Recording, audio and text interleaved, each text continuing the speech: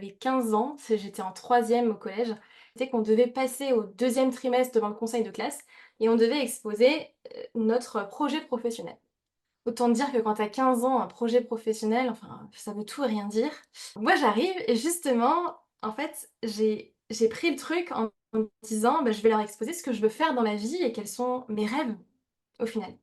Et je leur ai expliqué que moi, mon rêve, c'était de partir, étudier le japonais, de partir vivre au Japon parce que j'adorais ce pays et j'adore toujours ce pays. Et ouais, je me souviens très bien, tu vois, qu'il m'a dit: «Mais, Pauline, enfin, c'est impossible, c'est pas un métier ça, c'est pas un projet, enfin, tu veux faire quoi de ta vie, quoi? C'est pas possible, en soi». Mmh. Et puis surtout que j'étais très douée en maths, physique, donc eux, c'était: «Non, Pauline, elle fera médecine», voilà. Et je pense que ça a été la première fois, tu vois, où je me suis pris une grande claque et que je me suis dit: «Mais en fait, pour moi, réaliser ses rêves, c'est plus important que juste trouver un métier ou te dire: "Bah, je vais me mettre dans une voie parce que je suis bonne là-dedans"».